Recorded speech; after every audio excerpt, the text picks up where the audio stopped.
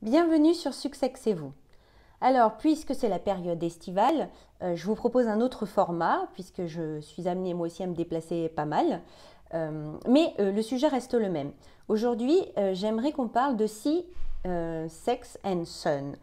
Forcément, période estivale dit souvent période de vacances.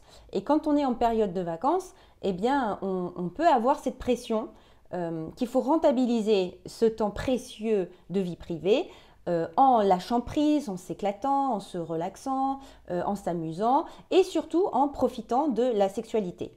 J'aimerais pouvoir vous dire surtout, essayez de ne pas vous mettre la rate au courbouillon. Pourquoi? Parce que plus on met des exigences hautes pour soi-même et plus on a de chances que ça ne se passe pas bien du tout.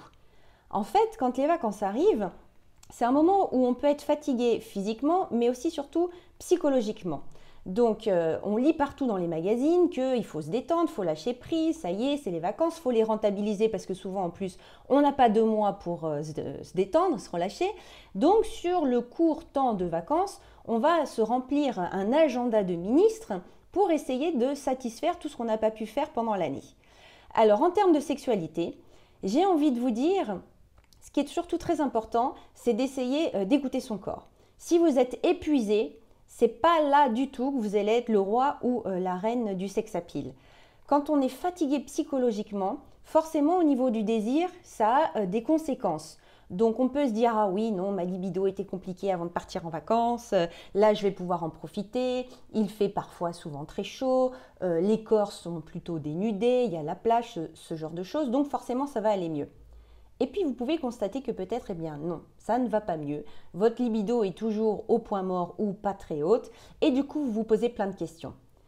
J'ai envie de vous dire, profitez de votre pause estivale, surtout en vous mettant de moins en moins d'objectifs. Essayez seulement d'être bien avec vous-même. Si vous avez la chance de pouvoir vous partager avec quelqu'un, faites-le, mais n'en faites pas surtout un Graal absolu. Détendez-vous. On a le droit d'avoir des moments difficiles dans sa vie où on a beaucoup de pression, on a beaucoup de fatigue et effectivement du coup la vie sexuelle eh ben, ça devient compliqué. Donc bien sûr, vous avez compris que mon message c'est d'être bien dans son slip pour être bien dans ses pompes et du coup bah, quand on est bien dans son slip, on est bien dans son travail. Bien sûr que ça vaut aussi pour les vacances, mais j'ai surtout envie de vous dire que bah, parfois on a un slip qui est un peu mal ajusté, qui est un peu petit et c'est pas parce qu'on va se décider que ça va aller que ça va bien se passer.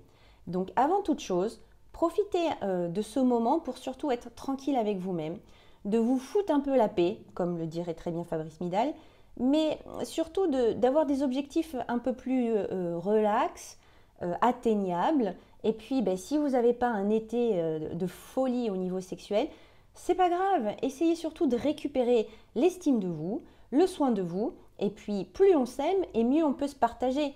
Vous avez le droit aussi de décider que peut-être vous êtes juste une personne là sur l'instant d'un soir. Ok, vous êtes une personne d'un soir.